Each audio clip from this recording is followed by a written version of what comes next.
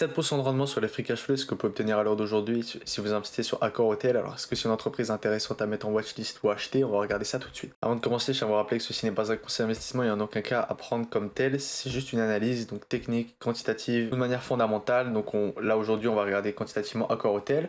Donc on est sur une entreprise qui aujourd'hui coûte 31 euros. On a un rendement du dividende à 2,22% et une CAPI à 8 milliards. Donc on va aller regarder ensemble, est-ce que c'est une entreprise intéressante? Alors en termes annuels, un revenu total qui augmente, qui a énormément augmenté en 2022 et qui avait pas mal augmenté en 2018. Donc on voit une baisse succincte au Covid et ensuite une reprise de l'activité. Alors en termes de revenu net, on va le comparer aussi avec les free cash flow. On voit un free cash flow qui de base était positif quand à un moment quand il était négatif et puis là il est revenu au positif. Donc qu'est-ce qu'on va faire de cet argent-là? Est-ce qu'on va aller reverser aux actionnaires? On voit que à partir en 2020, 2021 et 2022, on avait coupé le dividende. On vient de le remettre en place là en 2023, 71 avec un petit spécial à 34 centimes. Donc un ratio de paiement qui s'estime à 50%, mais plus ce 31, on devait être à peu près voilà, sur un 3%, donc 1 euro, sachant qu'on avait un bénéfice qui était estimé à 1,72 €, donc on aurait versé un peu plus de 60 à 70%. On va aller le regarder ici, donc on a fait 80 millions, et ensuite on va aller ici, je crois qu'on a... Ouh là là, stock-based compensation, c'est pas du tout intéressant ça. 282 millions, qu'est-ce qui s'est passé? Je ne sais pas. Est-ce qu'elle a un BFR négatif? Effectivement. Fou, 265 millions, qu'est-ce qui s'est passé? Variation des comptes débiteurs. Voilà, donc est-ce qu'elle va aller construire des nouveaux hôtels, etc. On va aller voir ça. Achat de placement, on voit que non. On a surtout la vente de placement, sûrement de la maturité. Effectivement, votre maturité des investissements. Donc, qu'est-ce que fait exactement l'entreprise? Il faut aller un petit peu aller regarder et aller regarder un petit peu plus loin. En termes de rendement des capitaux propres, on voit on a été négatif. Bon, là, en semestre, on va regarder un petit peu en annuel. En termes de rendement du capital investi et rendement des capitaux propres, on est sur des chiffres désastreux. C'est vraiment très moche à voir. On voit que là, on est peut-être sur un retour de croissance. Alors, un petit peu aller regarder sur l'entreprise. On va aller un petit peu regarder plus loin parce que ces chiffres ne m'intéressent pas de manière exceptionnelle. Hein. Regarde, on a des marges brutes qui étaient stables, mais qui, vous voyez, on a des marges brutes qui oscillent vraiment énormément. Donc, on n'a peut-être pas de on n'a pas du tout de prédictibilité sur le genre de business sur lequel on opère, donc on va avoir un PER qui devrait être assez faible. On a quand même été, voilà, quand même des 16, des 20, des 40, donc c'est assez changeant. Vous voyez effectivement que le graphique, ça a l'air d'être assez cyclique, mais assez rapidement. Alors, maintenant, est-ce qu'il va avoir un retour de croissance, étant donné qu'il va avoir, par exemple, les Jeux Olympiques en France? Je vais aller regarder un petit peu la diversification qu'elle possède. Je suis sur l'annual report de 2022.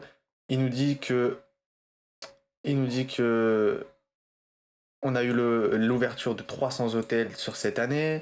En 2022, ils ont continué de se diversifier. Il nous dit ils ont fait le Celeb Lido à Paris, renforcent leur programme de fidélité, la Coupe du Monde de 2022, les JO de Paris. Donc on a beaucoup de relais de croissance dans le domaine de l'hôtellerie, étant donné que s'il y a des opportunités où des étrangers peuvent venir dans un pays, eux, ça les met bien.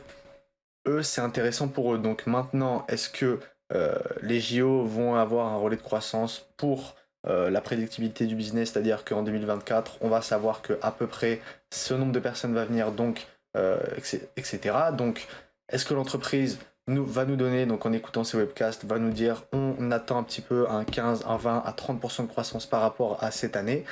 Mais ça sera comme un petit peu pour le Covid, donc on pourra avoir, comme on pourrait dire, un effet Covid, donc là un effet JO 2024 qui pourra aller perturber les chiffres et nous avoir une augmentation chez Accor qui n'est peut-être pas de manière habituelle, qui donc n'est pas placée sur sa droite de régression.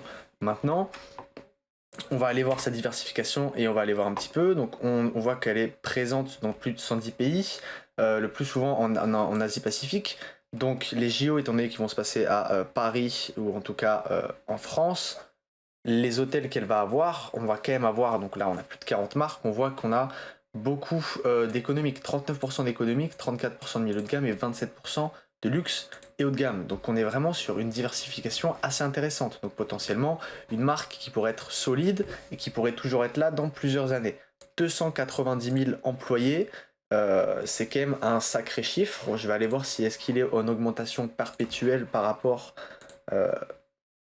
Ah, on le voit pas en annuel. Nombre d'employés. On voit qu'il a tendance à diminuer de manière drastique. En tout cas, le coût de dépenses d'exploitation qui continue d'augmenter, frais de généraux. On a des dépenses de fonctionnement. Je ne sais pas dans quoi ils rentrent, mais on devrait avoir ici. Ah bah écoutez, nombre d'employés, on l'a pas à partir de 2019 qui avait énormément baissé. Vous voyez, moins 31 000 employés sur 2018. Donc c'est une entreprise qui peut déjà de 1 vous couper le dividende d'une manière drastique pour s'en remettre. Ça veut dire qu'elle a potentiellement une bonne gestion parce que le PDG s'est dit bon, en 2020 il y a eu un problème, on va devoir rembourser, on va devoir émettre de la dette, etc.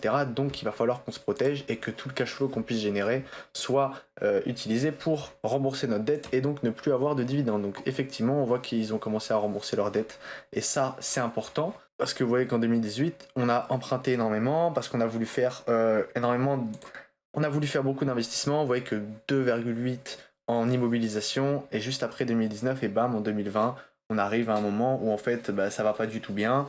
Et donc, on a vendu des business à cet endroit-là. 4 milliards, 6 et 1. En termes de prédictibilité, qu'est-ce que nous disent les analystes? Ils devraient estimer un 2,7 pour un 31 aujourd'hui, donc c'est pas très intéressant. Après on est sur les bénéfices nets, sachant que les bénéfices nets sont, on l'a vu, un petit peu moins élevés que le cash flow. Je vais vous le remontrer à ce niveau-là. Donc en termes de cash flow, vous voyez qu'on a été assez positif sur de 2016 à 2019, alors que le revenu net n'était pas forcément positif à chaque fois. En 2018, on voit que ça n'a pas été le cas, étant donné qu'on a eu de l'achat en immobilisation. Donc tout ça en fait ça va être rentré de manière comptable et dans le free cash flow ça va être réellement le niveau d'argent qu'on a aujourd'hui. Donc là vous voyez qu'on avait baissé de 500 millions et en revenu net on avait baissé de 2,28. Pourquoi? Est-ce qu'on avait des achats de placement, etc. Comme je dis à chaque fois, allez regarder les conférences calls, allez regarder les rapports financiers, c'est important surtout si vous investissez dans ce genre d'entreprise. Si vous appréciez ce genre de vidéo, n'hésitez pas à mettre un like et vous abonner et moi je vous dis à bientôt.